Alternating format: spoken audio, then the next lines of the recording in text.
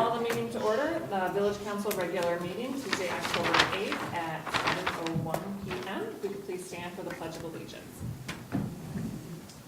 Pledge allegiance To the flag of the United States of America and to the republic for which it stands, one nation, under God, indivisible, with liberty and justice for all. Madam Clerk, could you call the roll, please? Lori Bourgeau is absent. Kelsey Cook. Here. Maureen Helmuth. Yes. Allison Kemp. Yes. Jacob Nicosia. Here. We have a quorum. Item 4 on the agenda is approval of the agenda. Is there a motion to approve? There's no changes on the motion to approve the agenda as presented. Support. Motion made by Helmuth, seconded by Kemp. Any discussion? Hearing none, all those in favor say aye.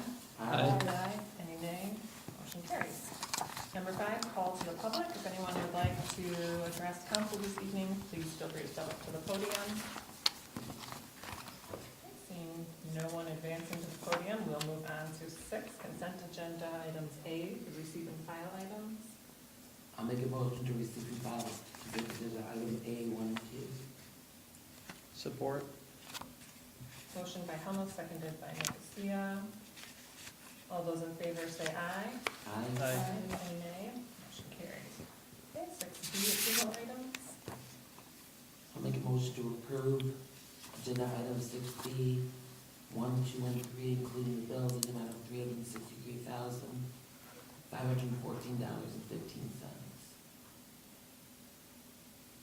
Support. Motion made by Helmuth, seconded by Kemp. A roll call vote, please. Helmuth. Yes. Kemp. Yes. Nicosia. Yes. Cook. Yes. And Bourgeau is absent. Those are approved. 7, unfinished business or old business. We have none this evening, so we'll move to 8, new business. First is our clerk treasurer candidate interviews. Okay, council members, and you have in your packet the resumes and stuff that I delivered last week. I haven't heard from many of you. I didn't hear from Maureen, and I think Kelsey and I ran across each other one day signing a check. So both of our candidates are here in the community room. I will bring each one of them in one at a time. I've kind of told them what our expectation is. We'll do some interviews, then they can leave and head home. I'll bring the next one in and do the same. And I told them it's purely up to council tonight if they make a decision tonight or not, and if so, we'll let them know. So with that, Very good. I'll go grab our first one.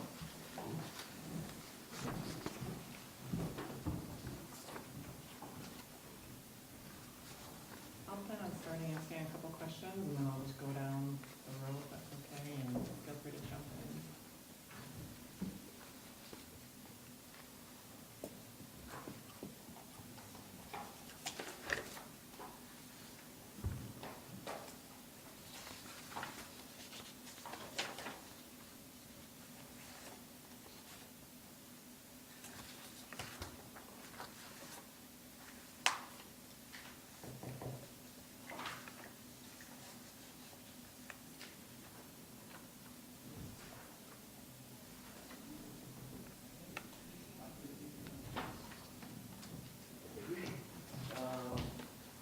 Councilman, this is Vicky Hawk, and if you can step right up to the podium, would please?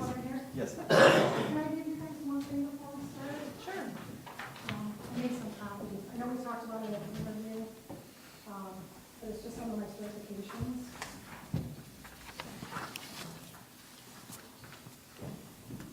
Thank you. Some of them are also- Thank you. And I got one for your packet. Okay. Thank you.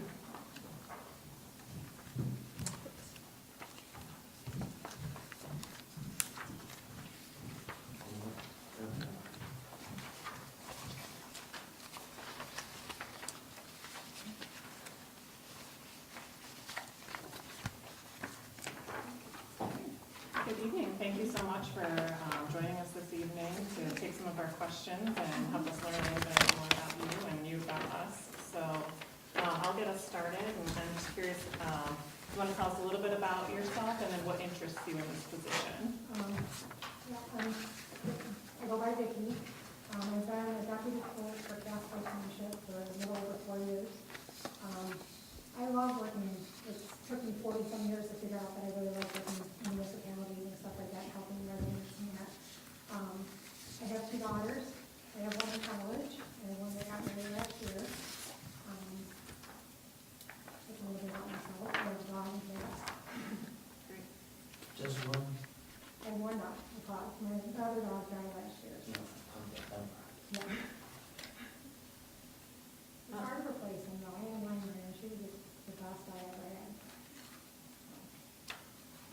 interests you about the Village of Oxford in particular?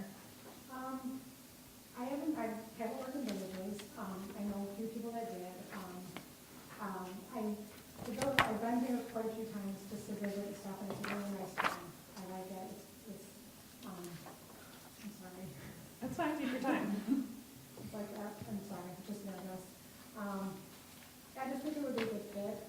I really like working in the clerk's office. I've done accounting work for a long time, since right out of college. I did accounts payable and accounts receivable for years. I do like doing elections, but they're getting worse every year, so I like the idea of not doing elections anymore, and especially this year. It's a hard position to be in, especially for clerks and deputy clerks and stuff, and with all of the rumors and people thinking that things aren't fair and stuff like that, and that people cheat. So I don't mind the idea of not doing elections anymore.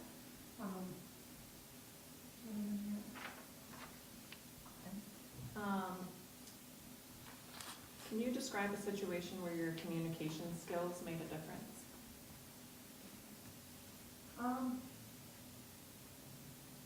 Talking to residents and stuff, that people look heated and stuff like that. I'm very good at just talking to people. I don't get upset when people get upset, and they get angry. I try to, bring them back down and stuff like that. I'm a good talker when it comes to people and stuff like that. Thank you.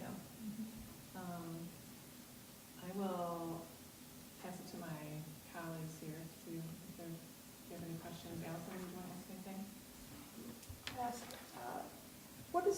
What are things that frustrate you when working in teams or in groups? Frustrate me? I'm not sure things that really frustrate me. I don't have a problem listening to everybody else's opinion and working together and stuff like that. I don't get frustrated unless there's people that are not working with the team and stuff like that. That can be frustrating. But I work well on teams and that. Do you have any experience with treasurer's duties? Not a whole lot. I do bank reconciliations and stuff like that. I don't do the tax bill or anything like that. We don't have water, so we don't have any of those kind of things either. But other than that, yeah, it's just doing the bank recs, and then we do some of the budget, and making sure that we save money and stuff like that. And not a whole lot. No.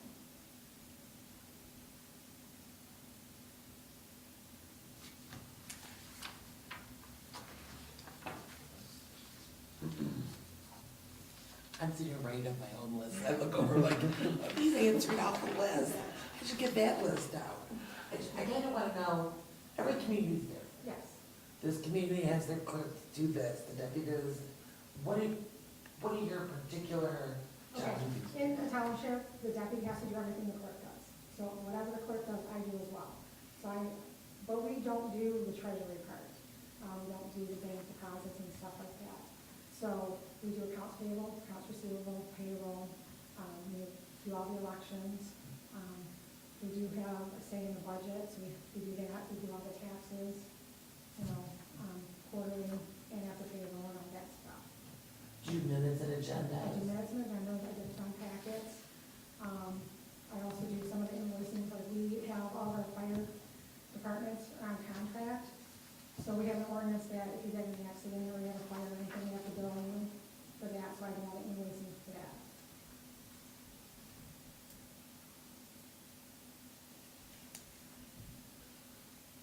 You've got one daughter who's married, you Yes. said you want to know? I have one at Wayne State. Okay, are you available to go away on trainings? Yes. The Michigan Municipal Clerks Treasurers Yeah. Association, and get some training in there? Yep, I do all that, yep. I don't have any kids at home with me. Just my dog and my cats. I know, nice. I'm not supposed to say that though, right? But it is nice. And you're available, we have 2 council meetings. For the We- minutes we- and stuff, yeah. We really have 1 council meeting. Mhm. Occasionally, we have a second one, we already have it scheduled. Yeah, We have a planning commission meeting. You're available for Yes. nights. yeah. January when the roads are icy. I have a backup plan. My friend lives halfway, so I can always stay at her house too. Everybody's got it back. Yeah, we gotta have backup. Are your ordinance codified? Yes. You know what they're for? We were doing it through Casson Planning, who did all of our codifying in that. He's since retired, but as far as I know, he still maintains it for us and everything. Did you assist in that, or has it been like that for a Yeah. Right when I started, they had just finished doing it, so. What is your role in the annual financial audit in your municipality? I assist the clerk in getting everything prepped for the auditors when they come in, and answer any questions or anything that they have.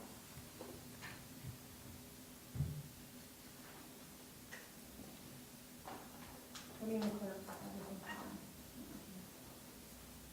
When you prepare agendas and meeting minutes, does someone oversee your work on that, or is any like proofreading needed? Or Yeah, anything like that? I usually have either the clerk or one of the other employees, like Lady in the building department. She's doing the minutes for years, so I usually have her proofread for me too.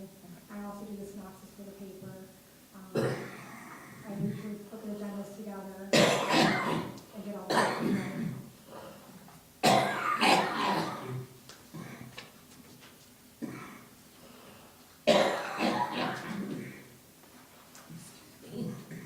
What would you consider the most challenging aspect of working in local government?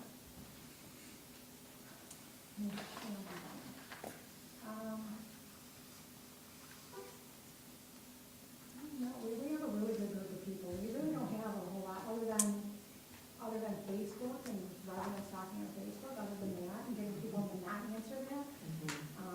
We really don't have any issues when it comes like within the group.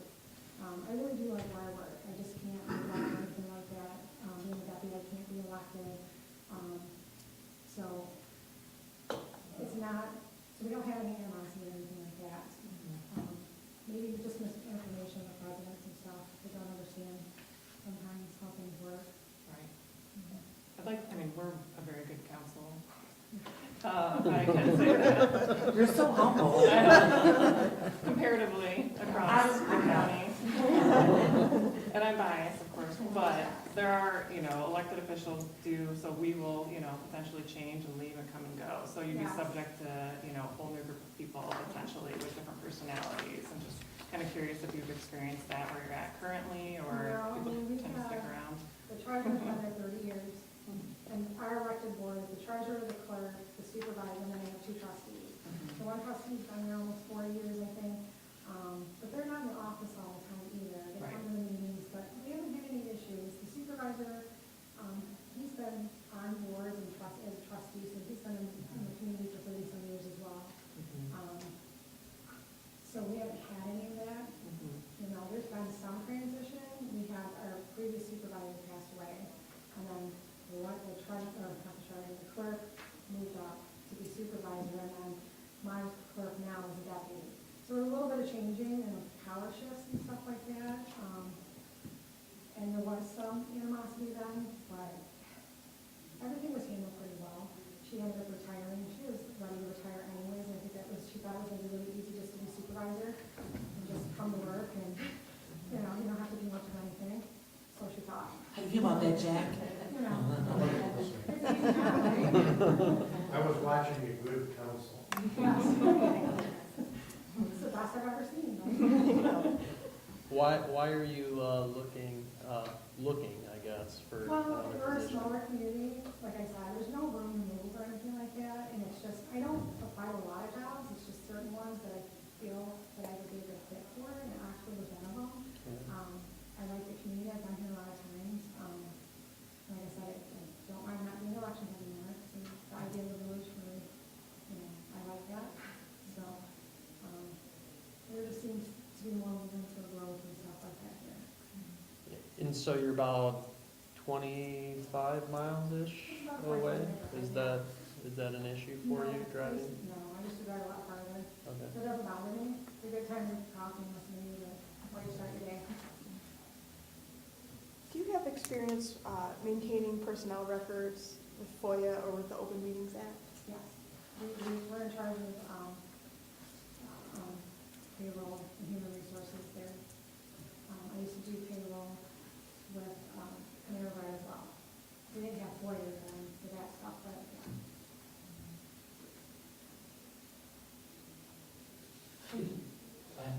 Have you watched any of the meetings, got kind of a feel for, any of the departments? No, I went through the website and stuff like that. I didn't watch the meetings. I know sometimes, I don't know, Just some better job. yeah, yeah. And, you know, I sit in enough meetings. I do. Don't wanna watch Yeah. more. You know, I don't like to get an idea of, you know, I don't want to make assumptions with finding people for that kind of stuff, you know. You don't need work with CDBG funds.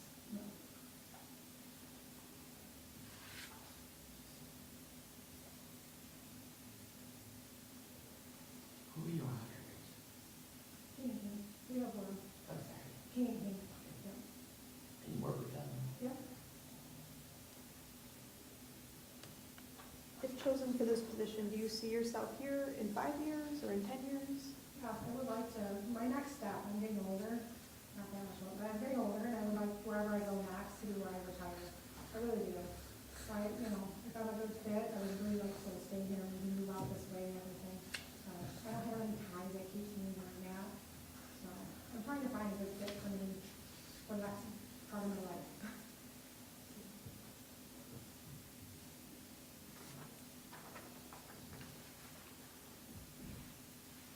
Is there anything that would prevent you from taking an offer for this position? No.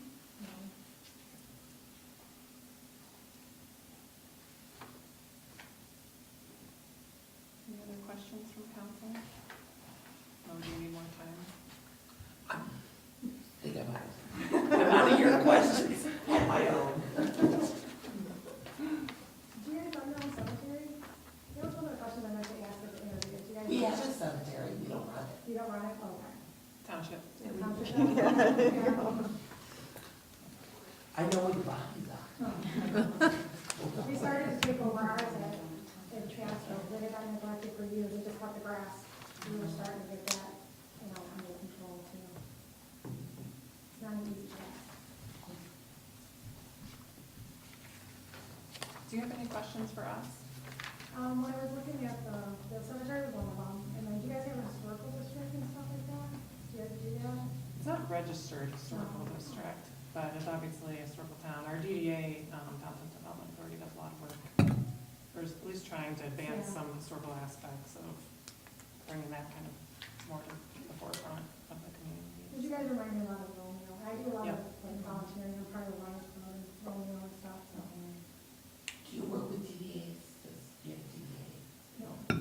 We're very rural. We have a party store and a bar. And just industrial. It's my kind of town. else do you need? It's all over the area, yeah. In a cemetery.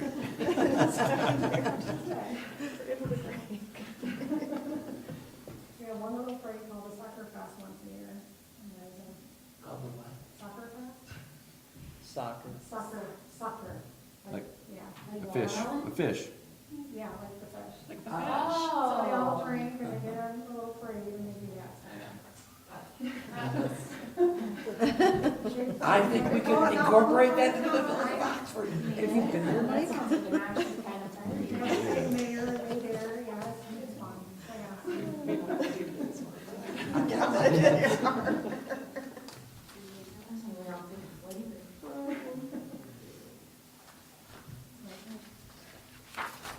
Any other questions? No, I don't think so. Okay. Any other questions from council? Nope. No? Okay. Thank you so It much. was very nice to meet you guys. Very nice to meet you as well. Thanks for making the trip. Absolutely. It's not that I wrote all over this. We have a second one. Okay, I thought about that. Way too late. See if I have a different color pen, yes. I like that. So Mike, Ones that are like that. Minor difference. so, Well, I know what I should have asked her about that. Yeah. so you've been to the Sucker Big Fest? gap. By your reaction, it seems like it's. No. He wanted you to be on the bench. I don't. I'm telling Shona. Used to be married. My daughter's there. Yeah, I would, You know, work through yourself. I wouldn't know about Industrial it. zone. It's just like, fingers and. It's kind of cool.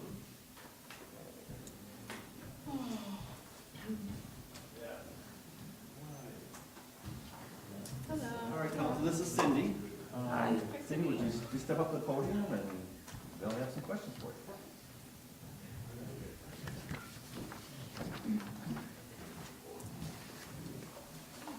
Good evening, and thank you for joining us tonight at our council meeting. So we are excited to ask you some questions and then answer any questions you might have for us. We can get to know you a little bit better and you get to know us. So I'll get us started. If you could just kind of tell us a little bit about your background and then what interests you in coming to the village of Oxford. Okay, so I initially worked at a medical center, doing accounting, and I was going to school for human service. Ultimately, I ended up getting an accounting degree at the medical center, transitioning into case management. The local township that I live in had a clerk that was going to jail for embezzlement, and they needed a clerk. Being as I had an accounting degree, part of that job is obviously with the general ledger, accounting related. It interests me to do the human service on maybe a bigger scale within the township, helping the community as a whole versus just case management at a medical center. So I went there in 2015 and decided that it would be in my best interest to obtain a master's degree. So I obtained my Master of Business, just to better understand some of the governmental accounting, and I was there until, well, I'm still currently there, but we did, all of us at the township lost our primary, and I just decided that I'm done with the position that is elected. It's very harrowing and Me time too. consuming, and my family doesn't appreciate it at the moment, so. Yeah. Is there anything in particular about Oxford that interests you?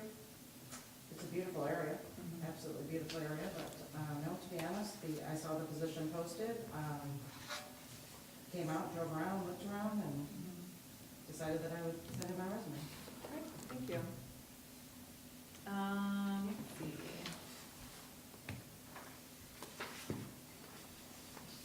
I guess what is the biggest, let's go right to this, what's the biggest challenge that you've experienced with working in local government? Time. Everything moves very, very slowly. It's probably the biggest challenge. Aside from that, elections, which I understand that the village doesn't do any of their own elections, so It's a wonderful thing. that does make me smile. Council members, any questions?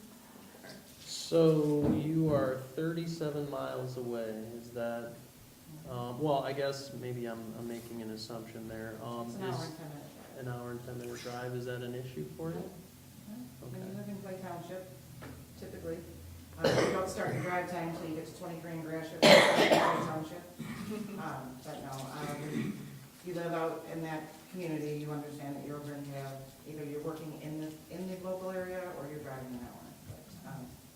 But for years I drove, when I was younger, to jobs in Centerline, and but the drive doesn't bother me. It's kind of a nice wind up and a nice wind down from the day. So I don't have an issue with that. Though I do have a question how your road commission is in the wintertime out there. The village of Oxford is fantastic, I'll tell you, our local streets are plowed right away, I can't speak for everywhere else, but it's not bad. Yeah, I do have a four-wheel drive vehicle. Yeah, well, it'll come in handy, for sure. I think your hardest thing is the space in between where it's just drifting causes those accidents. I'm sure there would be a strategic more strategic route to take here than other than those types of things.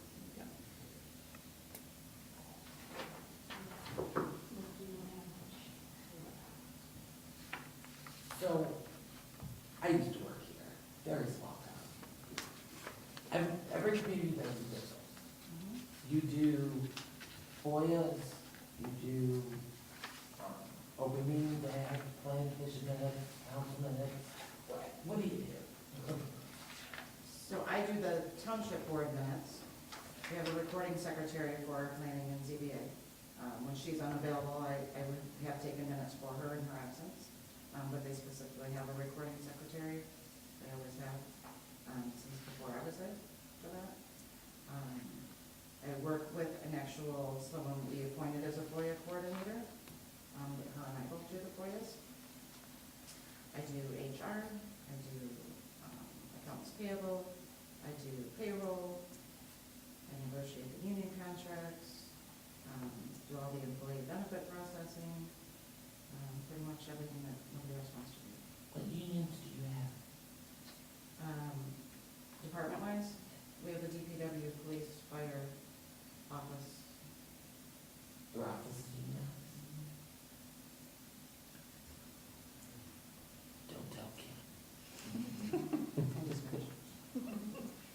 Oh, your dispatch is a separate one? It's a lot of contracts.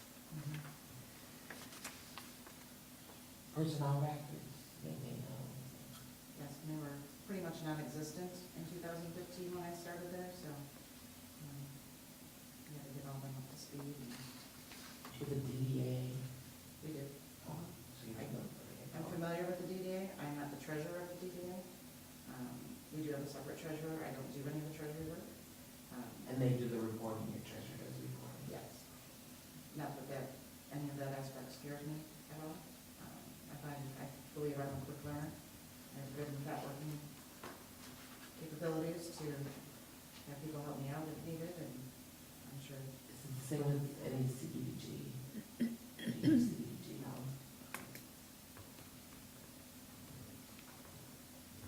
So that sounded like you're not opposed to helping out the DDA if they need some help on that side as well? No, no. Okay. The DDA is the fun board. It's a very nice project.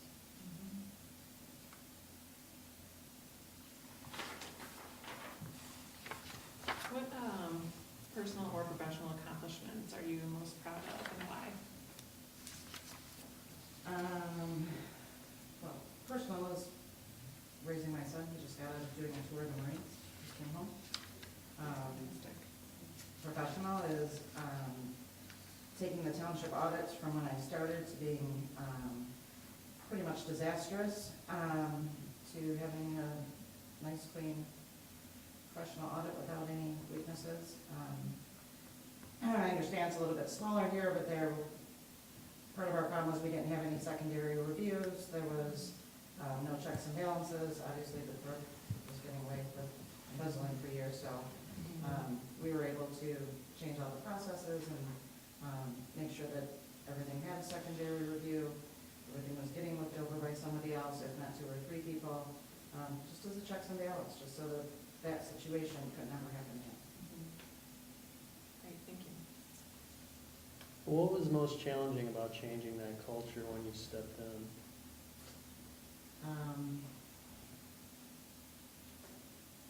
The employees at the time, which had all worked there about 18 to 20 years. They were, of course, really resistant to doing what hadn't been their job or wanting to continue doing what was their job for years. Fortunately for me, it was only a matter of a year and a half, and they had all retired. They were all at their time to retire, so we brought in all new staff, which I pride is a great work environment. Everyone gets along very well there. Everyone has their specialty of knowledge. They all share their knowledge. They work well together. It's a great team environment there. So why aren't you running for re-election? I did. You did? I did. Okay. I'm currently listed as a write-in. I don't expect to win as a write-in. Okay. if I was to win as a write-in. The only reason I agreed with the supervisor, the treasurer, and one of the trustees and myself. None of us made the primary. And they decided that they wanted to do a joint write-in campaign. So I said, sure, I would go ahead and be on the campaign. I need 3 months to be vested in a defined benefit. So if I was to win, which is, as we've all discussed, highly unlikely, it would be that 3 months would be to hire somebody, to resign, hire somebody to take my position that would be well suited to take over the job and retain my 3 months that I need for my defined benefit. I don't have an issue with conflicting schedules outside of the November election. I can work whatever hours I want there. I can go in the evenings and work there. I can work the weekends there. I'm elected, so I don't have to be there during business hours. I can do a lot of it remote from home. I know what my job is, and I can get it accomplished. So, not that it would interfere with a Monday through Thursday here. If you're available to attend, say, a week-long MMTA training, pretty much the same as an MMC training.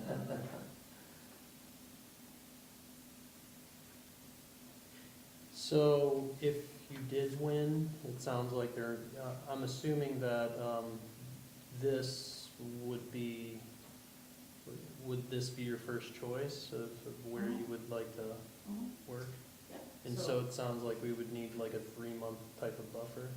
No, what I said is for that 3 months, I would work with the township to find someone to take my position there. I would do what I needed to do there for my job, evenings and weekends, Fridays. I don't necessarily need to be there Monday through Thursday Okay. or work from home. So, What would you say is a silver lining in writing? getting my life back. My life has been completely all over social media, whether it's true or not true, or my kids have had things said about them untrue. My husband has had things said about him untrue, so Yeah. it's very sad. It's a very nasty campaign out there. Do you use BSNA? Yes. What modules? We utilize the general ledger. We don't utilize it for payroll. We use paychecks for payroll. We use the tax assessing, utility billing. Building permit.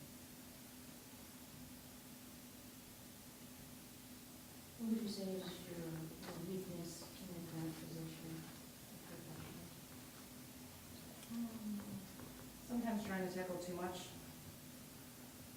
just because I want to be able to get everything accomplished, and sometimes we'll take on voluntarily too much when I need to. Especially this year, it's been a little bit. So trying to find my boundaries to say, no, you know what, I can't do that, can someone help me out with this? A lot of times, it's probably my biggest weakness. I've been working on that.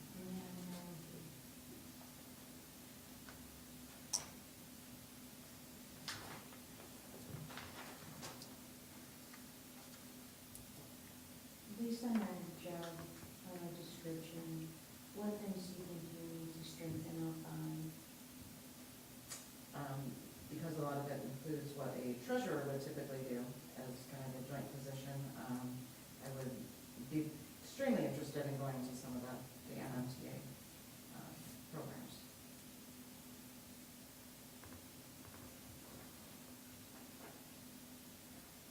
Do you post your public notices to the taxation hearing? Have they roll over? How they do things?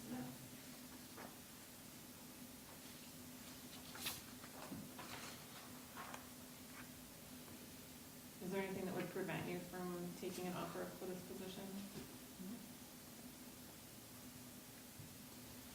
Any pets, cats, dogs?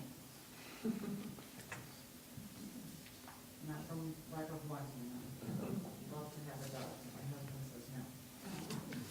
How? When it's a job requirement? Do you have any questions for us? No, I don't think we had a pretty lengthy general interview that we discussed quite a bit. Great. Any other questions from council? I'm good. No? No? Okay. Thank you so much. We appreciate your time. Drive careful. Thank you.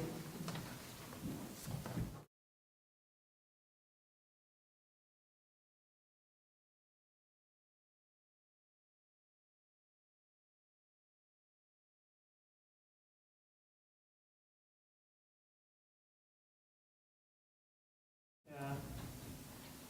Take some time. We can have a discussion now, we can move on. So it's whatever anybody feels like doing at the moment.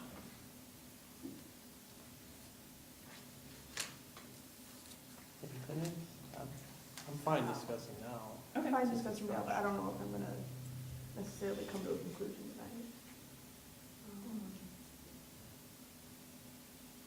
Came in late, so if this was discussed previously, I apologize for Terry speaking. We don't want our opinion. Really? We can Put let- you on the spot. I think that they are both very strong candidates and have good qualifications. I think either one of them could do the job. You know, obviously, not Victoria, but Cynthia has a stronger accounting background. I think, and a little bit, maybe a few more years' experience in her role as a clerk. A more autonomous role than Victoria, so she was more subordinate. So it's kind of weighing, you know, two totally different personalities. And I said this before, it's, you never know until you hire somebody and then they start doing the work. Because, you know, outside appearances don't always show, you know, really what's inside. Mo and I had that discussion at one time. So, I don't think you can go wrong with either one. I don't want to make that decision. I don't want to lead you in any way. We had several applications come before us, and these were the two strongest. We did consider some other ones, but there were issues with those.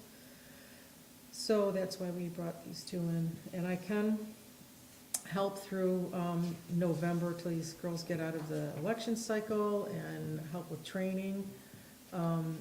And or do some consulting, because you guys have been very good to me, and I love it here too. But by the end of the year, I want to be done, because I have family obligations, my husband's waiting for me. And if I don't do that, and look at Mo's growling at me, she's got a really mean look on her face. If I don't at least set some stop date, you guys are just gonna keep me going down the road, maybe. I know we've kind of been dragging our feet up to this point, myself included, because it's, you know, it's a tough transition, and you want to pick the right person to fit the office, the other people that they're going to be working with, and so that's really the issue there. So I really don't want to say one way or the other. You know.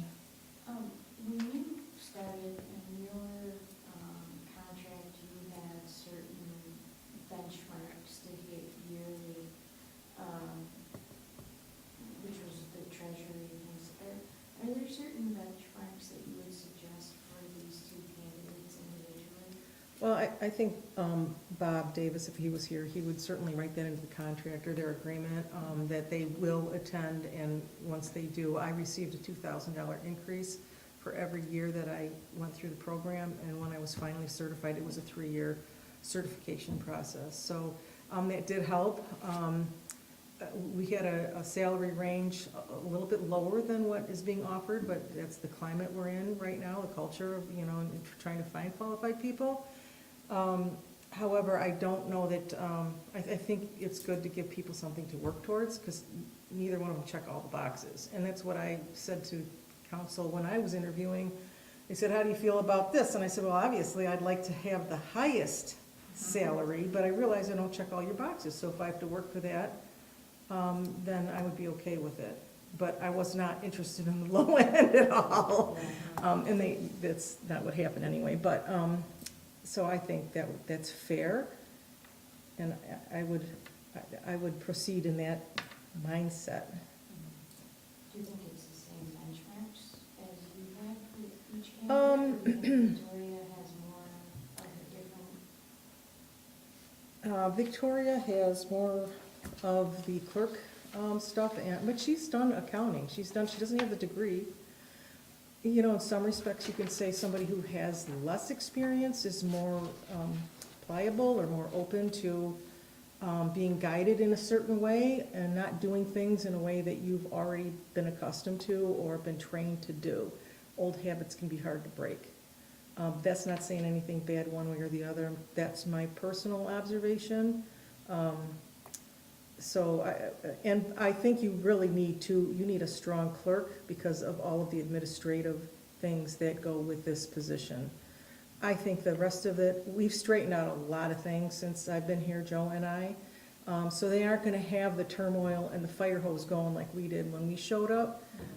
It's gonna be, they're gonna step into a position where things are in place, and I would expect, especially Victoria, she's a little bit younger, she's had some social media, some things, you know, in that area, to maybe further the position with technology and things that, you know, as you get older and you get comfortable with dealing with things in a certain realm, it's like almost more of an effort because you don't want to break something, you know, while you're trying to learn, you know, like Microsoft Teams, you know, that's a whole, just a small example. And it's not like it's not learnable or not, but you know what I'm saying? Hey, we figured out Zoom meetings. Yeah, I know. It took a while, we got it down. I mean, technology's advancing, so, you know, I think you would probably be, I think Victoria would be a great one for that aspect of it.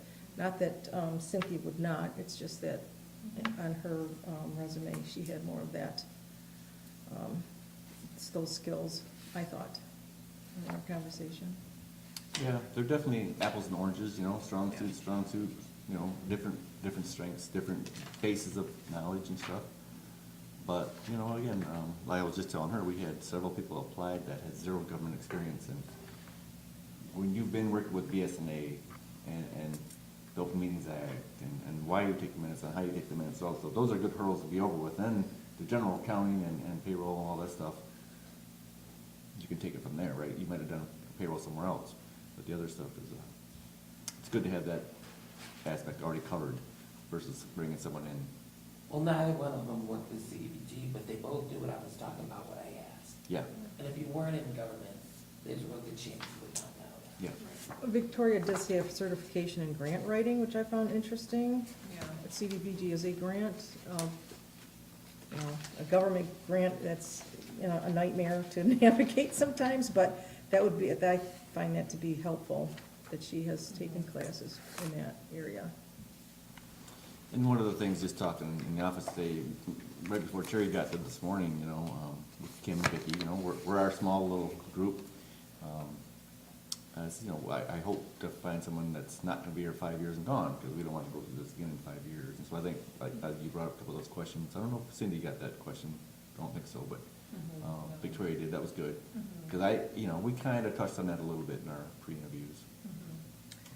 Where her family situation is, you know, she's even potentially, I didn't know tonight, she potentially moved, nothing's keeping her there, she might end up moving this way. Just to make it less of a drive or something, but it's still not as far as the other one, so. Yeah, she seemed to have more of a desire. It's like, you know, she's come to the community several times. It's almost like, you know, there's some kind of destiny there for her, maybe, I don't know. But I did want to say too that Cynthia had, one of the reasons why she lost her reelection was over some things that they had, big projects they had done, but they had applied for and gotten grants that were paying for, and I can't give you the specifics of the project. So I know she's had grant experience too, but that was one of the things that got her and the rest of her board kicked out, because they said that it was coming out of the taxpayers' pockets, and it really wasn't. They had, I don't know how many grants, it was multiple, it wasn't just one, Yeah. to cover So the that cost. was very unfortunate for that community to go through all that. Does that concern you? No, I think maybe Terry's point is that it wasn't anything nefarious or something that they were doing. It was, they had these projects, you know, they're on the lake shores, they're doing maybe sewer and water projects or things like that, or parks. I think a lot of it Yeah, was parks things and trails. Yeah. And people were wrongfully out there saying, oh, they're spending all of our money and this and that. And, so there was, sounds like there's a lot of that going on in the community.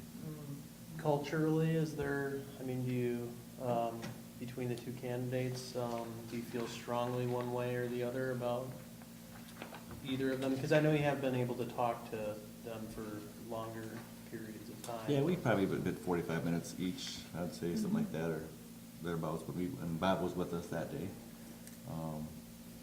We all kind of, you know, if you leave and you come back to like a gut check, if you were to say, you know, this person's say, put them on the paper, next one, is that one higher or below that person? If you do like 3 or 4 people in a row, it kind of gives you an idea of where they landed, just as a personal gut check. And I think we all came away with pros and cons of both of them. Cindy's got the resume and the strength and the accounting degree and stuff. And then Victoria's got where she might fit in with this in the office environment better. Victoria wants to grow, and Cynthia's grown. She's, you know, She's looking for an off-ramp more, I think, and I think the tough role she had at the election and the community is enough to want you to go work somewhere else anyways. One thing that I've noticed, and I've always noticed this about, like when I interview people, is if someone's just applying to any opening, it makes a big difference than if they see something that like really is interesting to them and they apply to that. So like when we asked Vicky, she said she, you know, was really just looking for like the next step in her career that she wants to retire to, which is good, but that she applied because it was a job that she thought she would really want. She's not just applying to everything. And then we asked Cindy a similar question, or when I asked her, you know, what interested her about coming to the village, she said nothing. She just saw the job posting and applied, drove through the town maybe once. And so to me, that makes a big difference, like how much does someone really want to be here? And like how much are they gonna love Oxford like we all do? So their personalities are just seeming, I mean, you know, we've only got to just meet them, but seem to be pretty different. But also, yeah, like, I guess like you said, kind of hard to compare them to a certain extent. But that's one thing that stood out to me, because I do think that, you know, if Vicki needs to learn more than Cindy, I think she can do it if she really wants to, especially if we have Terry on board for a little bit longer, and we know we have a really strong manager with Joe. So that makes me feel confident.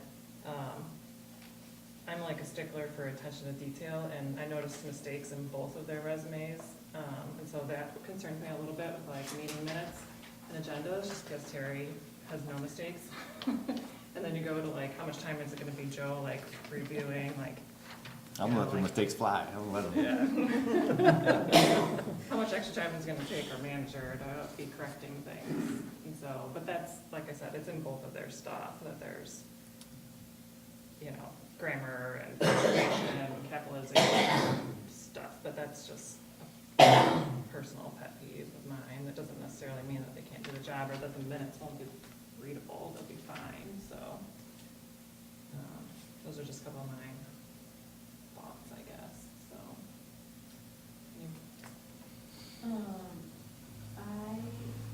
I certainly feel for Cynthia because I can't imagine, I mean, she's just in a position where she has to find something, and so I really feel for her. I did, feel like she had, like, I liked the, right from the beginning where she talked about how she got into her position in the first place.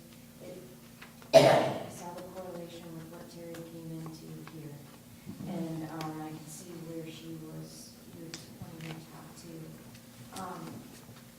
It also sounds like she has more experience with managing the team, and so that was my concern with Victoria, was just the lack of leadership experience with it, and knowing that Terry's given us a very real mandate. No, but, you know, Terry giving us the time she is after, it's gotta come to an end, and so my concern is with Victoria that if Joe, you're, I don't wanna make this an extra half a job for you. And so is that a concern for you guys? And one of the things I asked Terry while you weren't in here yet was also, like, are there certain benchmarks that you see that these two candidates need to have added to their contracts that you? I think like similar when Terry came in, you know, again, she'd been a great clerk for 16 years, was a supervisor for 2 years when she came here. But the treasurers are segregated in townships, right? So you really don't do those things. So again, she jumped right in 2 feet, but because she had so much experience in the clerk's department, and that's why these both have the clerk's kind of, you know, experience, they can pivot and concentrate on the treasurer's certification and stuff. And it was a couple, like a 2-year process or something, 3-year process? Well, 4 because of COVID. Oh, yeah, okay. So similarly, I think that'd be the approach we would take with either of these is, hey, because, you know, next clerk's, what do they call it, classes, whatever starts, maybe next spring or something like that. And, you know, it'll be a couple years as you go through that program. And since then, even since Terry came in, and we were talking today, like when I first started in the end of 17, Vicki was coming to our office 2 days a week. Kim was coming to our office 2 days a week. They worked on opposite days. They never worked together. We had a third person in the office who'd been here for a few years. And it was really disjointed. What we have now, moving forward, they're both full-time. They're both well-versed. They, you know, Vicki does all the water bills. Terry's involved like on the front end of it with meeting the readers and stuff, but they have a good back and forth coverage there. So we're in a much better position now to have a 4th person come in, and we have the more coverage available to both of our other staff members as well. We didn't have that at all when Terry got here. Drew was here, but he'd only been here for a little while and was helping, but he was kind of scattered, doing a little bit of everything. So I think our support staff is much greater and available and well-versed on a lot of other areas that we didn't have at all before. So I think that's less of a concern now, even when Terry came, because she was, you know, having to dig out, like you said, and figure everything out. We had someone here just put their finger in the dike, right? That was about it. Same when I got here. That was about it. So now we're in a much better position now. The budgeting stuff is all laid out good. The audits are all going well. I'm familiar with King & King. That's who we have where I live for years.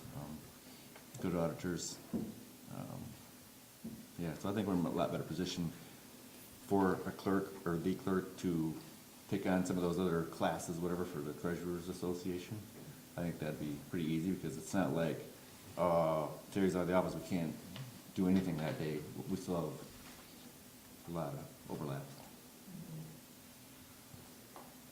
And I think the difference, and I didn't really know this till we were interviewing, I think Cindy, their budget's like $23 million.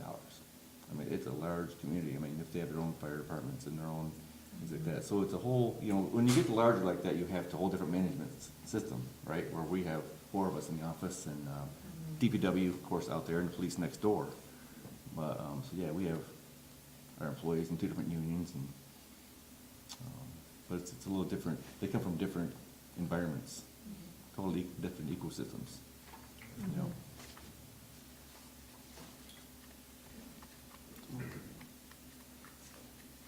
What are you looking for tonight, Joe? Looking for tonight, you said? Mm-hmm. I'm looking for you guys to be happy with one of the 2 people we brought you, and to hopefully move forward in a way that works for everybody. Is that plain enough for you? Okay, Bob's not here. So my question becomes, would our motion be for the attorney and the manager, and no, of course, leave it at that, to negotiate? Yeah, I think that'd be a good first step, right? And I think no matter which one you choose, I think our approach would be similar like we do with Terry. Hey, we had a range already established. We would kind of get a feel. I don't know what either of the folks make now. I think the one in the larger community and in the larger taxable value area probably makes quite a bit more than maybe even this area. I don't know. But we do that graduated thing like we did with sure, here's your base coming in as a clerk. As you go through these steps, I think it was 2,000 each year for like 3 years or something like that, was extended to 4, but as they, until they obtain the treasurer's certification. Are you making a motion, Mo? Thinking about it. Did you guys talk salary with the two of them? Nothing other than the range, and I can't remember off the top of our head, 55 to 75 or I think it's 55 to 70. 55 to 70? Or was it 60 to 75? Maybe I have to look. We posted it a while ago. It was back in August, early August, something like that, maybe July. So, I guess I'm making a motion then. I'll make a motion to authorize Robert Davis, attorney at law, to negotiate with Victoria Huff for the office of village clerk. Support. Is that enough?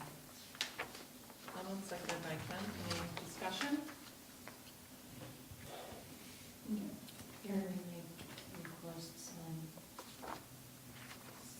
condition, like those benchmarks beyond treasury, or not so much? I don't know, I think that's the only one that's kind of the wild card. I think they both kind of have the clerk's part, you know, dialed in. Well, my concern is just leadership. I don't know if there's some sort of leadership type of training available out there within government. There's so Yeah, MML probably has some like newly elected officials type training sometimes. MTA has newly elected officials sometimes like that, even though we're not a member there, there might be some other options like that. One of the things to consider is both of these are clerk's departments with the election right around the corner, and they're both tied up to the election and at least a week or two after, I would say. So the person more than likely wouldn't come on until mid-November, because the election's what, the 5th? Yes. And, you know, obviously the one's out of a job come the 20th, and the other one is still employed, but would want to give some kind of a notice. She could give that notice now and be done November 8th, I guess, after the day after the election, I suppose. But, so there's a little bit of a delay that we know, we don't want to pull someone away from their clerk duties, a week before an election.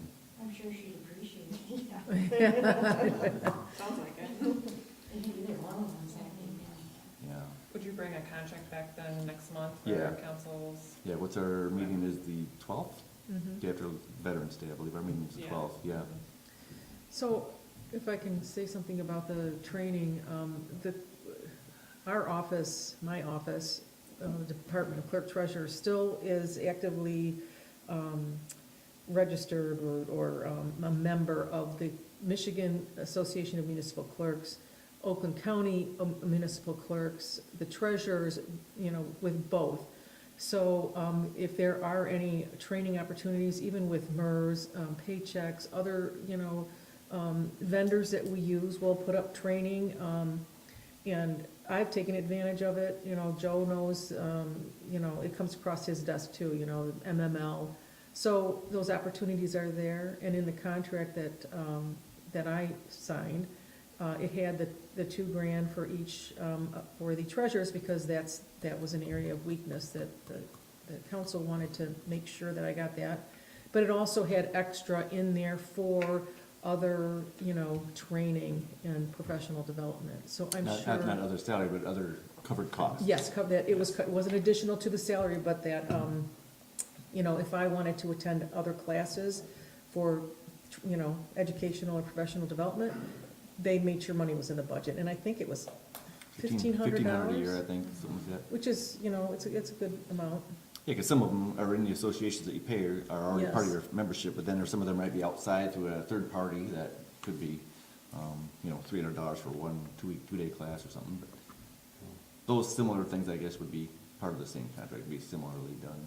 And I'm sure if there was something that she really needed, like I did, she'd come to the council and say, give me money. Or, you have to provide your employees with the tools that they need to do the job. So I'm sure that, Joe would be on board with that and keep an eye on it as well, and Mhm. probably even suggested if he saw something that was, would be a benefit to Victoria, so, if that helps. Yeah, that's the thing, either one of them, I like that, but, that, especially in the leadership type of thing, seems to be, I have no clue, I just know, Any further discussion? Hearing none, the question is to, motion to approve negotiations to hire Victoria Hoff. Roll call vote, please. Kemp, Yes. Nicosia, Yes. Bordeaux, yes. Cook, Yes. Helmut. Yes. Motion carries. Great. Thank you, council. Thank you very much. Okay, 8B, the first reading of the landscape ordinance amendments. I will move to approve the first reading as presented. Maybe Mr. Medora, if you don't mind, kind of going through. Yeah, so the planning commission's been working on this for what, 3 years, Mo, something like that? Since I first hired in Yeah. '85. So finally, Mario's been rather busy the last year or two, anyway, with a lot of site plans, and they already held a public hearing at the planning commission. There was some folks there, had some questions on it, because we had other items on the agenda that night, so that's already been handled. So we'll do the first reading tonight, and then you'll do a second reading, I think, next month. Just, a lot of it wasn't big changes, it was more clarifications and simplifying it. Sometimes people would come with a site plan with all kinds of weird trees on it, and we would direct them to some place, but we thought it might be better now to lists, or point them to a different standard out there that they could use, so they can come more prepared. Good. I made a motion. Was there support for that? Boyd? Okay, any discussion, questions? Hearing none, I'll do a roll call vote, please. Bordeaux, Yes. Kemp, Yes. Helmut, Yes. Nicosia, Yes. Cook. Yes. That first reading is approved. 8C, the tree replacement program grant discussion. So, yeah, as it turned out, we had been talking about implementing some kind of a tree replacement program for next spring and summer. I've started on some of the processes with an application and how that might look.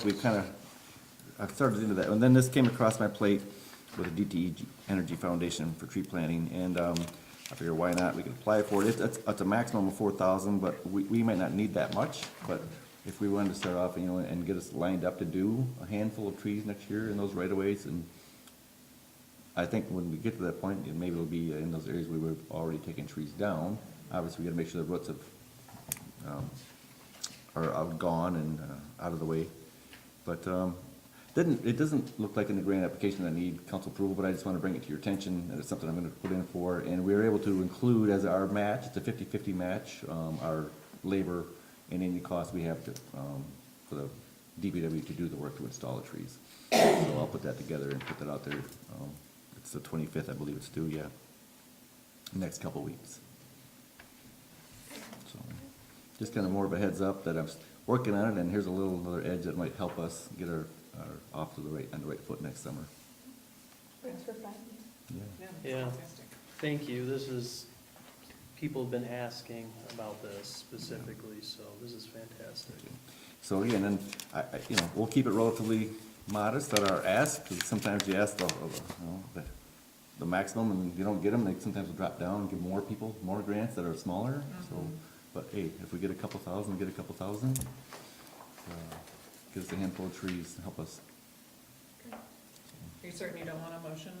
You can, by all means, do so. I just don't think it was a requirement of the grants, because some of them, do require, and resolution of support and things like that. This one did not, but by all means. I'll make one just to say, so I'll move to allow the village manager to contribute up to, hold on. 4,000, I think, was the maximum. There we go. For the village manager to apply for the DT Energy Foundation tree planting grant for up to 4,000 for the village match. Support. Any discussion? Okay, hearing none, no roll call vote, please. Nicosia, Yes. Kemp, Yes. Helmut, Yes. Bordeaux, Yes. Cook. Yes. Motion carried. Great. Next is the ball field dugout and shed painting project. Yeah, and I got some mock-ups from Nick Hotman, who's, has done many projects already for the DDA downtown. They look great. And I really like what he's proposed. And the gentleman from Orba called me back in the spring, summer, or something like that. I kind of put that in my memo, and we talked. I said, sure, I think it'd be nice that the shed was just a dull tan or brown, spruce it up a little bit. And if they wanted to do that, and then he reminded me, I think you mentioned something about you guys might be able to contribute a little bit. And, I told him, even at that time, I think I told him, well, we might be able to put up like $500 to help pay for some of the paint. I think that they're paying several $1,000s, because it's a lot of work, and of course, it's nice designs. And so I kind of wanted to bring it to everybody to let them know that this is something they want to get going on, and the shed work and repairs have already begun. They had to, replace some of the trim boards and stuff that were rotted. So they're handling that, the Orba baseball folks are. And again, it's kind of if you look at what's on the shed walls, it's kind of a historic look to it. And they're looking to put a couple plaques on there about baseball history and trivia and stuff to look on the side. Yeah, the pictures look really nice. Yeah. Joe, was there electrical work or something being done for the flagpole? Weren't we putting lights or something up like that at one point? Nothing solid. They asked about that, if they could put a flagpole there, and this is maybe last year. And I said, I suppose we would be okay with that, but, if you're gonna put a flag out there, you need to have a light on it.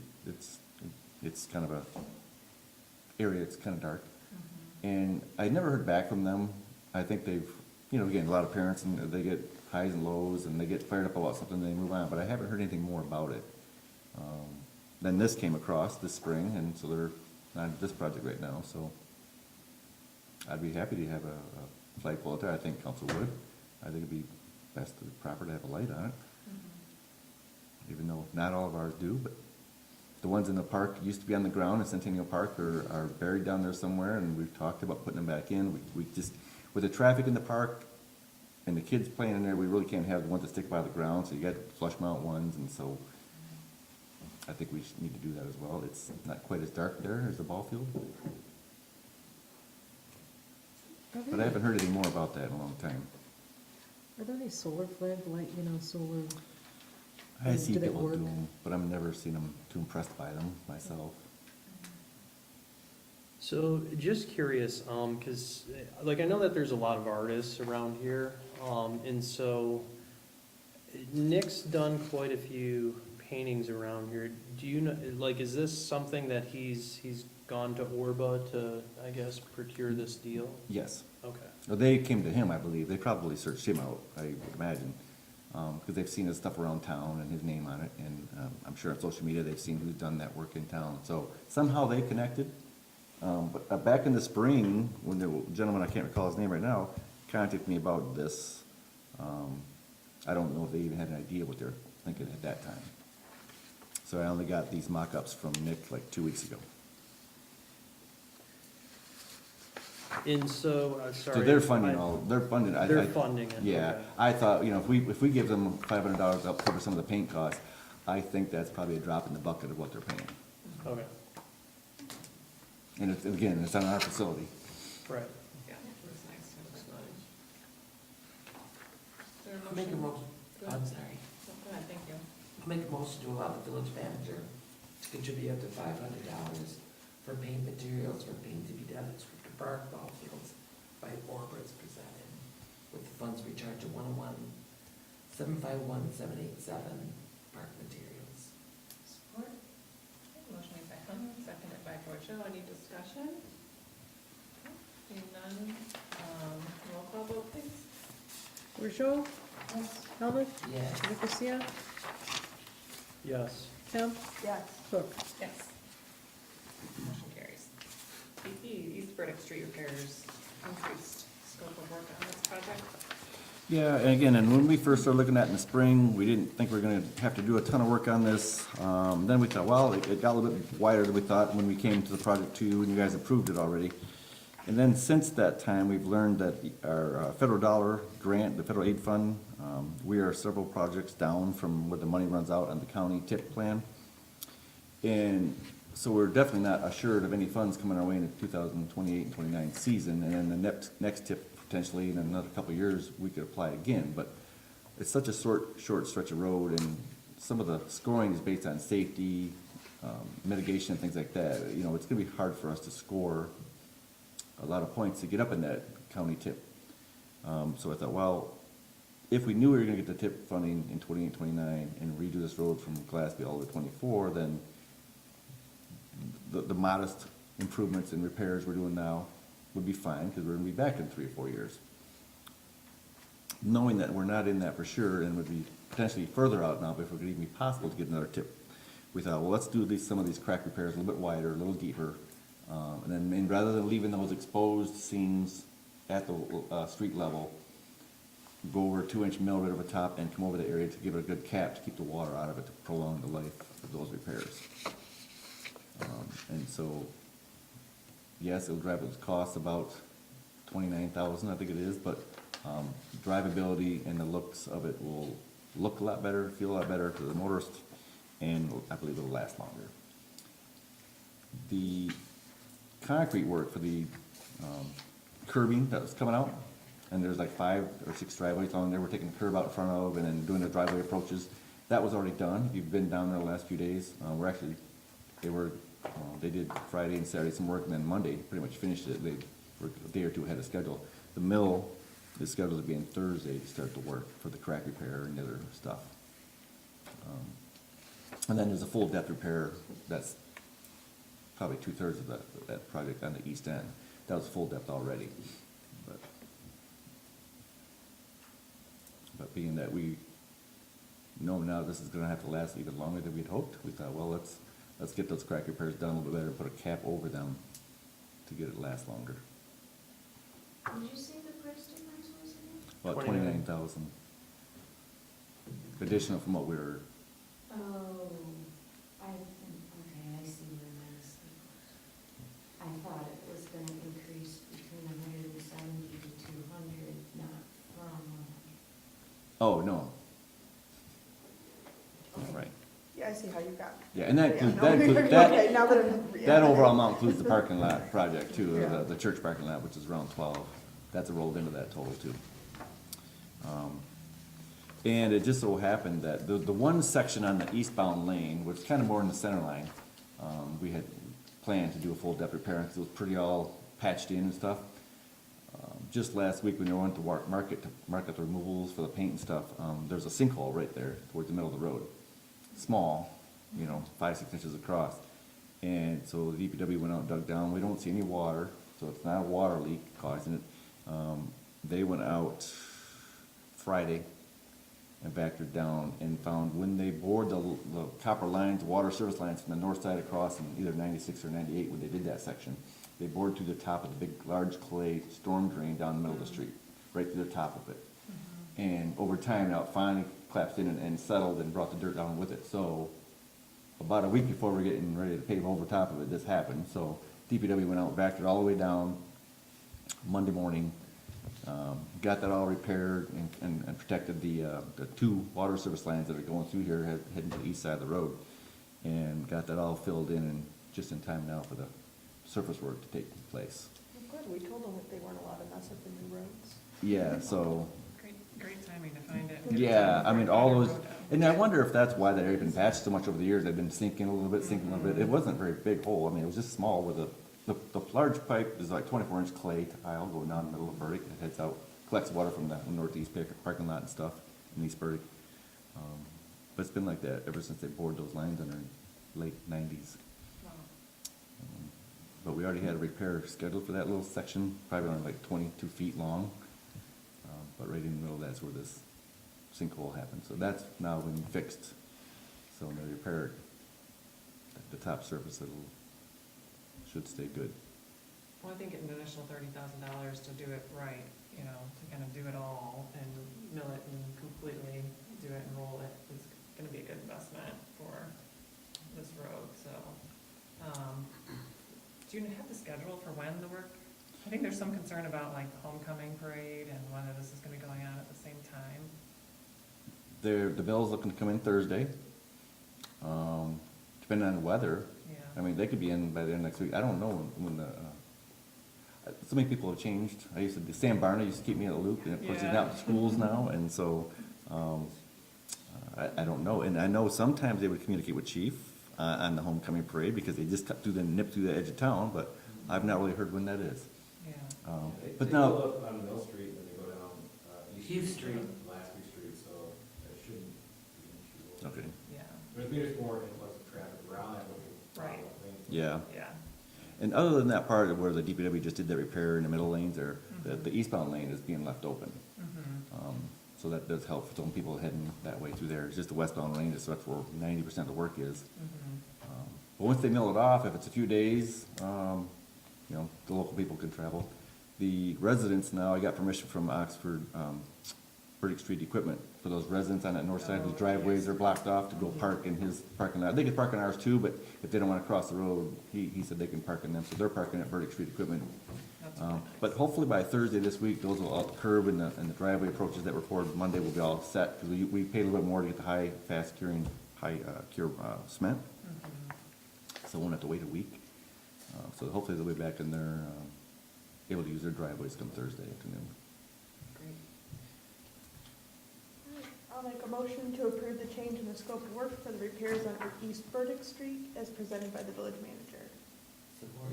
Motion by Kemp, seconded by Thomas. Any further discussion? Does the 30K increase have any effect on, any future projects that you're aware of?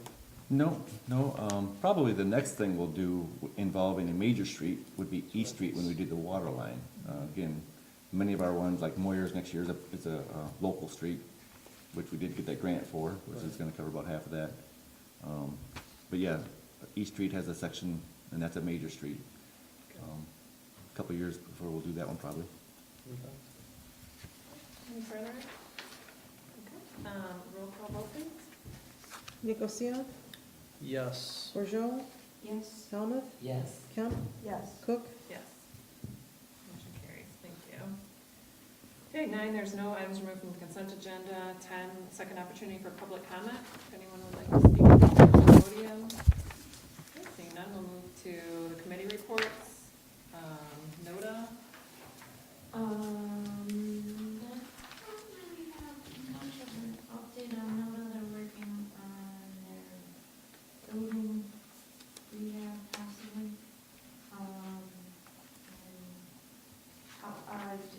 Just speaking of committee reports though, I brought this up in my NODA meeting as well as, the suggestion that if you are running opposed or maybe not going up for reelection, maybe this is something we can add annually when we're doing our reviews to give updates from each of us regarding our committee meetings, appointment times, where they're at, all of that. I know when I got elected, no one knew where NODA was. Joe's on top of that more now. Yeah, But, well, NODA moved too. I'm not Yeah. sure where they were before that. I don't And know. NODA's moved again right now, so it's at the, The meetings, yeah. yeah. So, just something. Yeah. We shall, we shall kind of update. So NODA meets on every third Thursday at the township at 4:30. And, yeah, that's everything I have.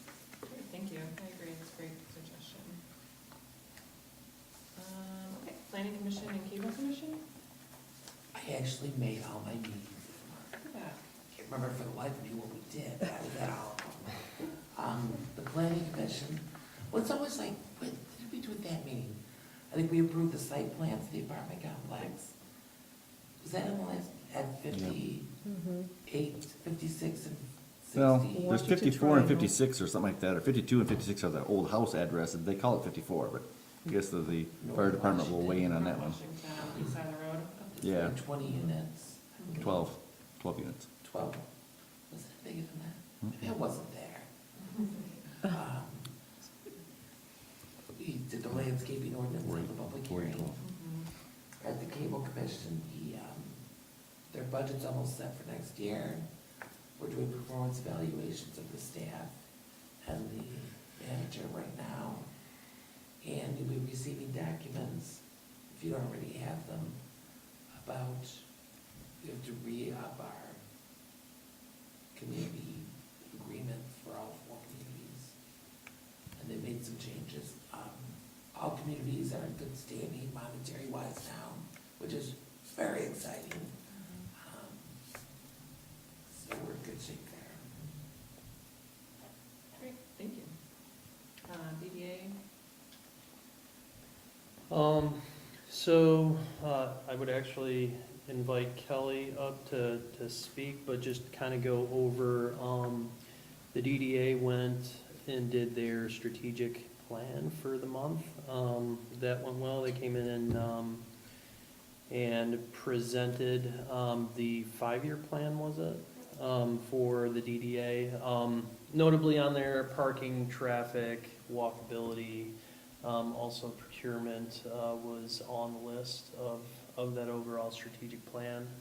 And then a lot of focus on staff as well as events and adding an additional event as well too. I think a lot of the concern is really around traffic and parking and supporting the businesses, but then also around that 3 to 5 year mark around procurement as well too.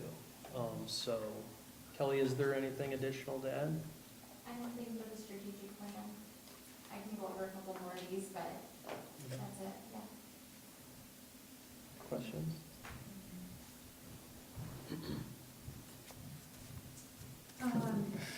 Thank you, Jacob, for that. Design committee, we awarded 2 additional sign grants this month. Finished planning our Christmas decor, and then we also got word from Oakland County that Genesis came in and awarded Blue Ivy a grant through the county, so that was good to see. Our last one was actually 2 years ago when Norris Bridal was here. In OR committee, we're just working with the village on the row engineering for the crosswalks and push that to spring to give it some more time. And already pre-planning and setting up some dates for some budgeting workshops so to get in front of it this year. And then for promo committee, we had a wonderful Scarecrow Fest and Downtown Day, which all happened to be on the same weekend, but our businesses did very well. We're covering for Witches Night, which is the 25th, and then also Small Business Saturday. And then in Economic Vitality, we're actually working with a new business that is looking for space currently and helping them get in touch with a couple of building owners. And then we also had our debut of the courtyard area behind Victoria's, and that was really fun to see all of the community come out for that. So just thanks for that. Just staying busy. Kelly, was there a facade grant as well too in there, for, I think it was about $6,000 or so? So from last month there was, but this one was ones we just approved in design committee for 2 new additional sign grants. Yeah. I didn't report that last month though. I wasn't here. For shame.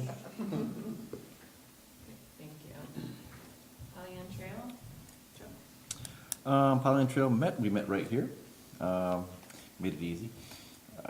The repairs were taking place and they're done on between Pleasant Street and down by the schools. There was Hutch Paving that was awarded that contract, and I believe those are, I saw the roller just a couple days ago, so I think they're about done with those. Signs were taken down today, so closed. Yeah, so that's good. When I went. So I think it was very helpful to see some progress, because, you know, a lot goes into the back end of planning and trying to get grants and design and stuff like that, and some of the design grants came in, the design costs for larger areas were so, like, triple what we had hoped for at there, and so they said, you know what, shelf that, let's just take up some smaller bites and do some actual repair work versus just spending all this money on design for future hopes. So it's good. That's about all I have for that. Thank you. And then manager, staff, and attorney report? Yeah, so DPW is doing well. We're up to full staff after Tom and Brett retiring. One of the things I talked to Don recently about Centennial Park, I did finally connect again with the Oxford Garden Club about the planting on the south side. And right about midnight one night, the lady sent me an email, so she's one of those night owls. That whole area is overgrown with some kind of invasive root plant, something Rut she referred to it as. And the plan is if they wanted to do something like that, they'll have to have a whole new planting in the spring. So what we will do is take that whole area on that south side along that black fence, tear it out, the DBW, put weed killer on it, put plastic on it, and let it sit all winter long. And then in the spring, the garden club will come to some kind of a plan. She's gonna throw together a simple little plan to replant it. Something that's gonna last and keep the invasive species out. So if you see us out there in the next month or so ripping that all apart, that's in preparation of this, so we can get this root out of there that's just covering all the plants, and get it replanted in the spring. Well, I'll have to bring you some more information on that plan when they bring it to us. Meeting on the 22nd in a couple weeks with MDOT at Rowe Engineering, myself, Paul, and with MDOT to go over the CAT B, that grant award we got for the Moyer Street project. I think it was $229,000. It was about half of our work. So that will enable us to plan for and design and do the engineering for basically what we're doing on Park Street, ditto on Moyers throughout this winter season, and get that out to bid next year. But MDOT reached out, and we are having a meeting about that in the grant award on the 22nd. The fire department has approached me a while back on some fire prevention ordinance. They kind of wanted to get us more in line with the township on open burning and things like that. And I'd gone through some of our fire protection ordinance, and lo and behold, it was similar to our food establishment ordinance. A lot of it was outdated. And I swear I went through all kinds of edits on this PDF, and I can't find it for the life of me for now, so we kind of have to start over again.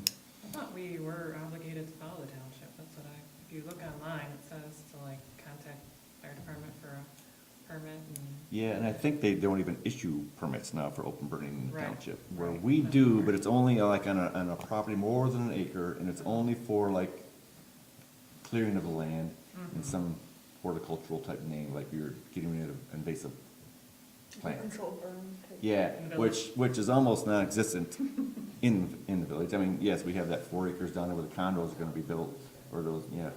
But, so, a lot of it's kind of outdated, and, aside from that type of open burn, we don't allow any open burning, not even someone with a little patio thing, we have, the smudge plots are approved, whatever those are. Cooking something, right? Yeah, so, if we're gonna go through the process and kind of update it to match kind of what the fire departments and have some parity with the township, we might as well look at it head to toe and see where you guys wanna land on those type of things, the people with the outside burn barrels, or not burn barrels, but patio burners or something like that. See what you wanna do on that. That would be something that may not require a permit, but right now they're not allowed, but I think there are some around. When I walk up down the street, I've seen a couple. So, I think we'll probably wanna address those through the whole thing, kind of do an update on that. Sounds good. And the Park Street project is still going on. There was a couple delays a couple weeks ago with the water testing as they switched over. But once they got over the hump, got those approved, or the test all passed, we shut everyone down for the switchover last week. And that went pretty well. Shut everyone, shut the water off Monday, made one tie-in, shut the water off. They didn't do it Tuesday, they should have. Wednesday of last week, did the other tie-in. And then by Friday afternoon, the boil water was lifted. And we were putting those notices on everyone's front door, emailing for those that we do have emails for. And so they had to struggle for an extra day there because the contractor was afraid of the rain on Tuesday, so they didn't do what they were supposed to do on Tuesday. And then many of the connections already made to the main, so they're back on the live new main and already doing good. A few more that needed the old lines replaced from the curb stop in are being done. There's only a few more of those left, I believe. So they should be the final phase moving next, we turn out the sidewalk, replace the sidewalk, and moving into the street project. Great. So hopefully that'll be done before too long. The other thing I want to bring you up to speed on a little bit is we have a leak in the PVC piping that go in the water plant that goes to the water softeners. We have large 3 softener vessels that are 10, 12, 15 feet tall, 6, 8 feet around. They're all connected through piping. Some of it's 12-inch PVC piping that drops down to smaller piping. And because of where it drops down, there's a flange about eyeball level that's leaking. Again, it's PVC pipe. We've looked every which way we can to see, is there any way to isolate this out to do this repair, and there isn't. I've talked to Jack a month or so ago. Is this an opportunity for us to do our interconnections that we have. We have 3 of them in the township, one in M24, one out by Bay Point, one by the middle school, where they could perhaps, feed us water from that end, so if we shut the water plant down, there would still be water. And then we would do the repairs. Anytime you open up the system like that, you have to go on a advisory, boil water advisory. You have to prove that everything's clean, do your bacterial testing a couple days out. We're hoping to avoid that. But we're working with Eagle, of course, because everything's permitted through Eagle. And there's a concern of, the different water chemistries between what the township does, what we do. They have a different system. There's a newer system where they never had any galvanized and lead pipes on there. Well, I suppose there could be some old galvanized pipes out there, but probably not. So there's concern in that end of things where those interconnects might not be a viable option.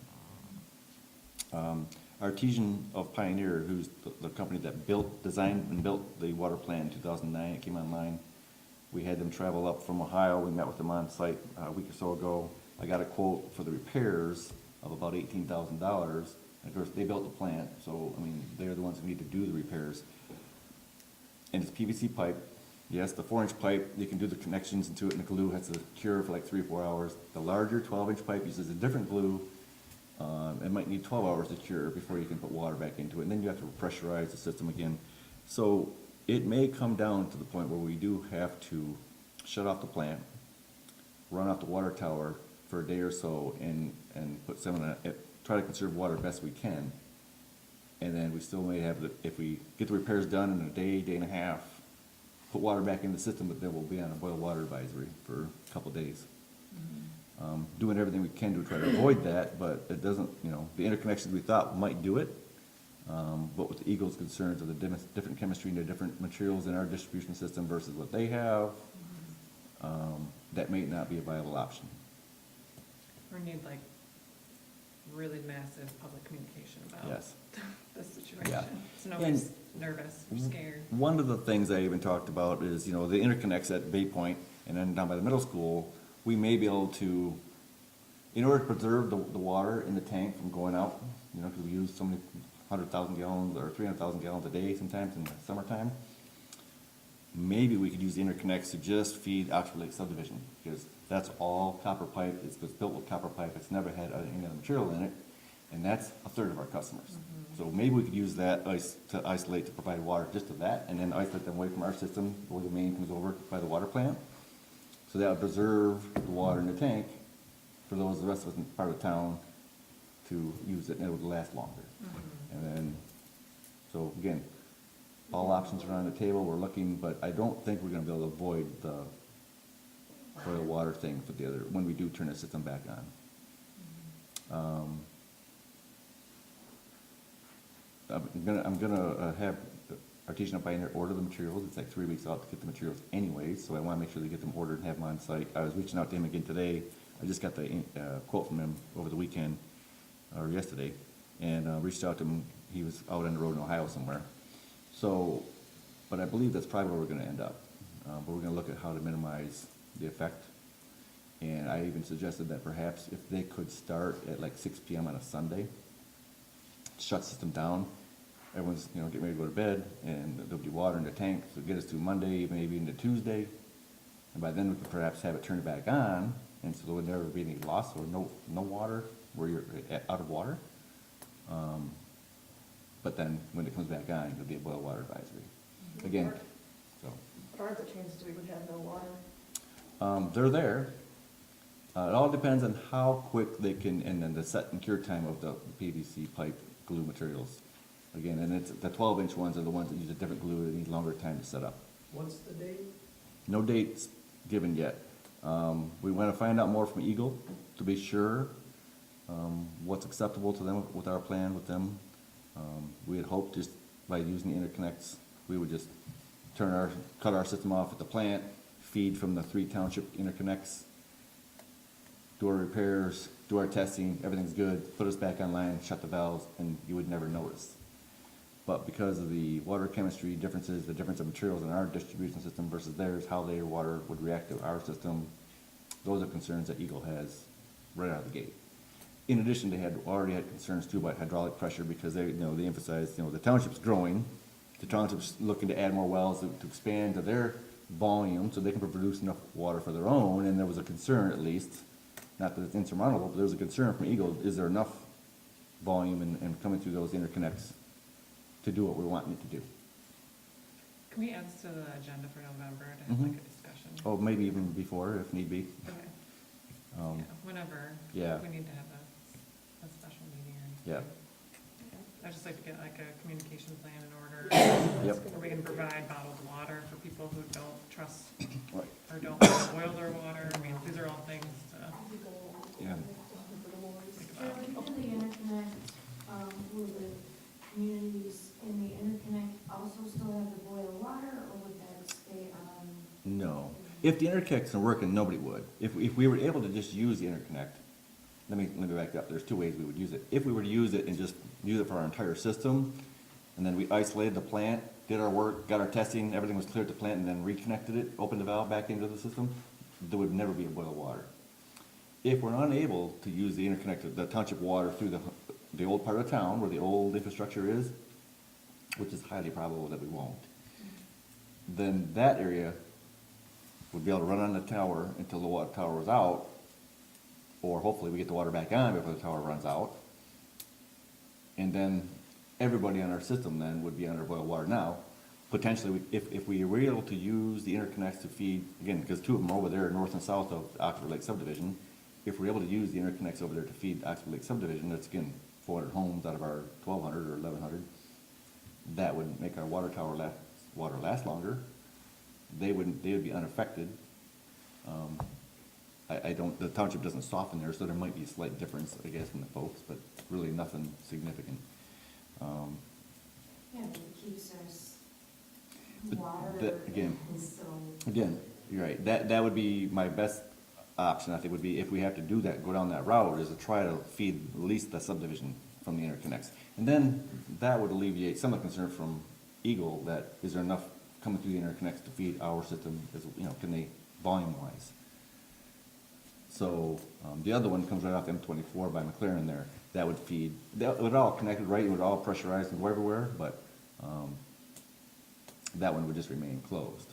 And then we would be closed off like at the water plant, so this whole part of town would be just running off the tower. With that, obviously, police and fire now, or Yeah, they'll have to bring water. yeah, I mean, there would be, pressure in the system Okay. until the water tower got down to point. That's the question I posed to Artesian of Pioneer today. How long is that window from the time we shut it off?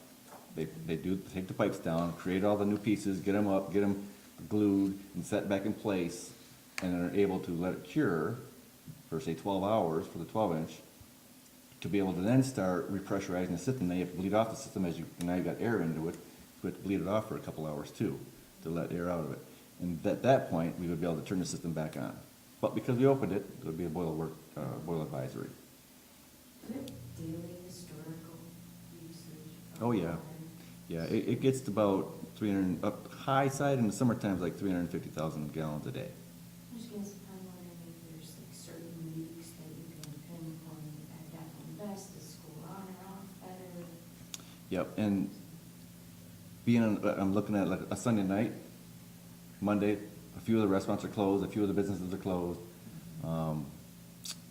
That would help by isolating and leaving these Oxford Lake subdivision. If we can isolate them and leave them on the interconnect system, again, that's a third of our customers right there that aren't drawing down the water tower.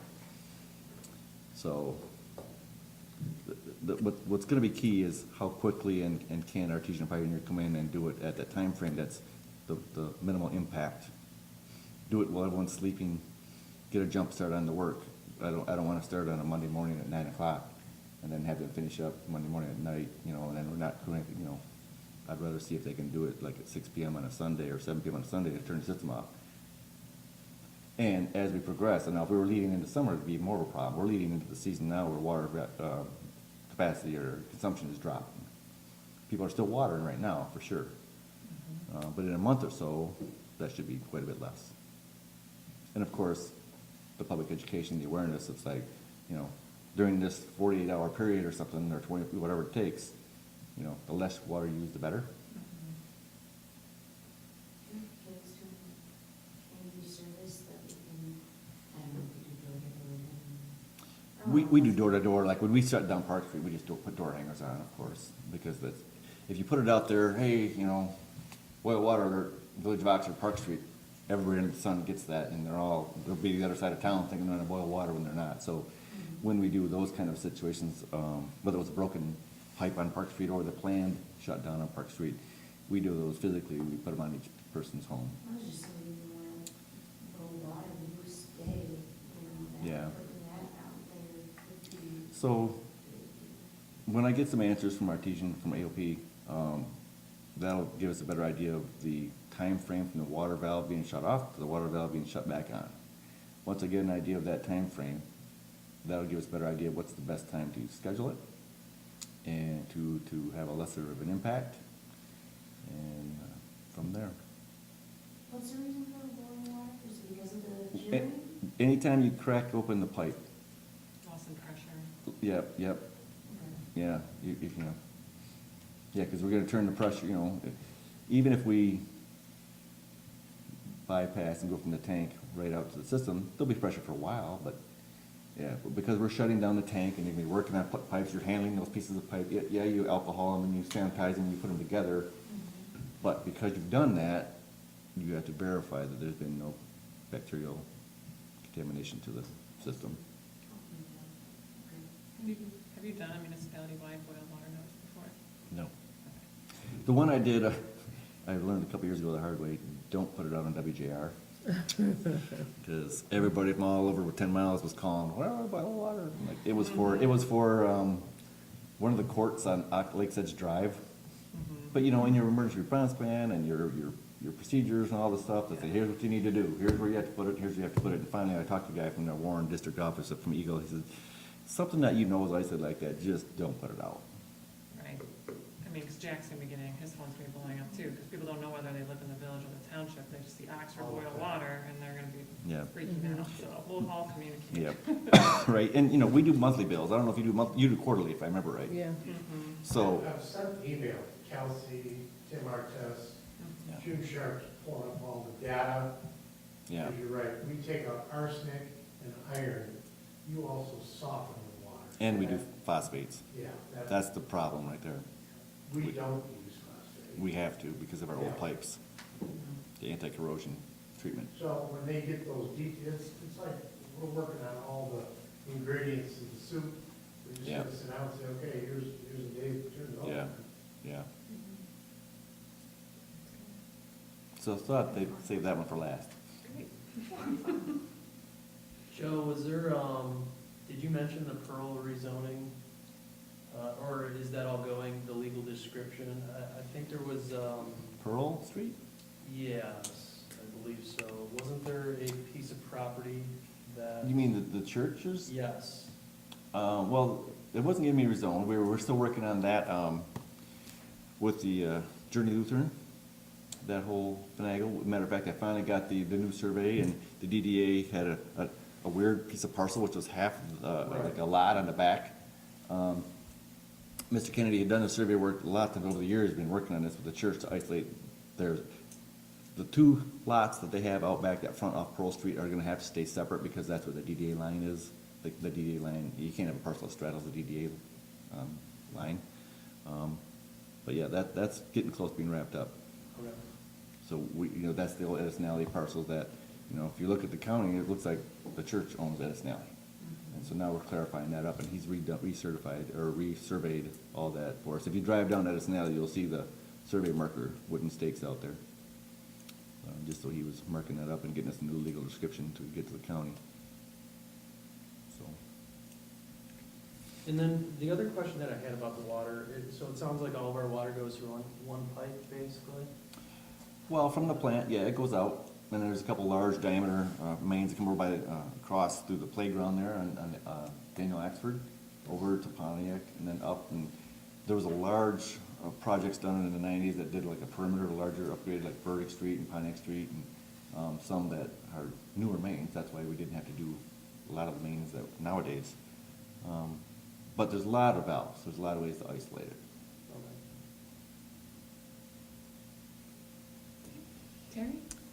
Just an FYI, the DPW is gonna be doing hydrant flushing from October 21st through November 1st. The notice has been put in the newspaper, and there can be some discoloration of water, but it has nothing to do with what Joe just talked about. So, not to confuse anybody, but to just let you know that that's gonna be, that's on the schedule. It's an annual fall thing.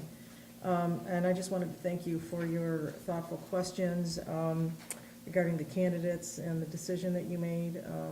They were, I think, both very, very good candidates, and I just appreciate your questions and, just your insight, or, the, I don't know, it's late. There was another word I was gonna use. The thoughtfulness of it, I guess. Yeah, I don't know, it wasn't that either, but that's Yeah. okay. And then the last thing is the audit was scheduled for the last week in October. That's been pushed back because the auditors are tied up. They gave me a November 11th date. I said, as long as they can have all their reports done so that they can be filed on time by December 31st with the state of Michigan. I didn't have a problem with that, but I wanted to make you aware of it because that's gonna push the actual audit presentation into January, unless you want to have change your December meeting date, and push it back. But I still don't even think if you pushed it back to like the following week, it would be enough time, because they gave me a date of November 11th, and it's a Which is month to Monday. turn around, We'll yeah. close that day. But no, for the audit to start, Oh. I'll be getting them all that stuff. Gotcha. Are we closed on November 11th? It's Veterans Day. Oh, okay.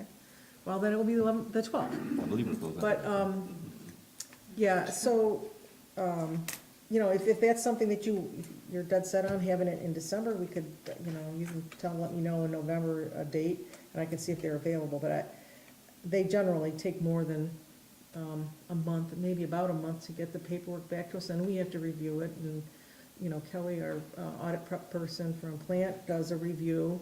It's pretty, thorough.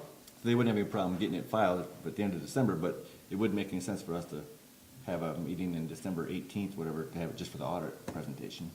Yeah, I Or- wouldn't recommend a special meeting anyway for the audit presentation. I think you should do it in a regular meeting. So if you wanted to do that, I would suggest bumping your meeting to a following, date. But that's just an option that you can consider, and I'll let you know more in November, because I'm gonna see if they can't come at least a week earlier. I'm just a little disappointed, but, it is what it is. Thank you. That's it. All right. Council comments. Lori? Just, first of all, something I meant to say about mill record. When I started, I think there was something like 12 full-time employees. And Jack, correct me if I'm wrong, isn't it like 120? now? Yeah, they're over 120 now. It's just gone, and it's still growing, and they're still hiring, so just wanna say, there's just a lot of growth. It's been really cool to be a part of it, and to be able to be a part of this board, and appreciated it. I just had to get out before Terry. I couldn't see you doing this without Terry. Oh, you're so sweet. Wait, are you at the next meeting? No. Oh, I'm sorry. It'll be the week after the election is your meeting. Mm-hmm. Yeah. I think you're supposed, I think the charter says that that's when the new council Yes. gets seated. Yeah, the Monday after the election. Said it's illegal for me to come, so. You can come sit out here. Sit over there, yeah. Public comments for it. November 20th. Yes. That's when you guys get sworn in. Yeah, but their charter says the first Monday after the council after the election, the first Monday after the election. Don't they have to certify the vote? Well, yeah, they don't officially, sit in, but that's the charter's old language. Interesting. You need me to try and call it. No. Yeah, just try. The new job is too demanding. I've actually really enjoyed doing this. I wish I had the time to continue with it. I'll be back someday, I'm sure, in some sort of way at least, whether it's just to be a pest or to do my job. But no, if there's anything you guys ever need, any questions, anything, any positions, things that come up that really need something done. I'll hold you to it. Thank you for your Yeah, time. I just want to say, September was not a good month to be a retired member of the Village of Oxford. We lost our former chief of police, Frank Halstenbeck. And we lost a former village clerk, Christine Burns. As a retiree, I'm almost scared, but I'm still here. Mike's still working, so we're all good there. I just want people to be aware that there's not a lot of old employees left. What are you saying, I shouldn't retire? I'd be real careful. Do it. You should probably just stay, Terry, Good for your longevity. and you will be missed. Oh, yeah, thanks. Happy Halloween. Let's go Wildcats football, right? They had an amazing victory. Also, let's go Tigers, and then get out there and vote this month. And then our family's doing a Thanksgiving food drive for those in need for Lighthouse of Pontiac. If you feel led, please make sure you get a hold of my two daughters. And just everybody have a good holiday, and we'll see you next month. I'd like to thank both candidates for coming out. They were both really great, and Lori, you will be missed, and I'm sure we will tag you with something. Not too soon. Or we're just gonna come get your water when ours goes out. Thanks. So our trash service was on time last month, which is good. I think it's, I credit your efforts, Joe, with your fantastic letter that you've written to them and keeping them on their toes with On the notice. contract. So fingers crossed that it continues that way. I think some of our residents are confused on which day trash goes out now because I'm seeing it out just random days. People are just putting it out whenever they feel like putting it out. And so just a reminder that it is Thursday and Oh. don't put it We out get that early. call a dozen times a day. Is that trash? Yeah, don't come by my house, it reeks, because we missed that, we were sure they switched the day entirely. To show that too. So, yeah, people complain that it sits out long because it takes time to pick up and then they put it out 3 days early just to be careful. It stinks that way, so anyhow. That is it. I'll make a motion to adjourn at 8:53. Support. Okay, all in favor, say aye. Aye. I know I missed it because I'm like, Yeah. of course,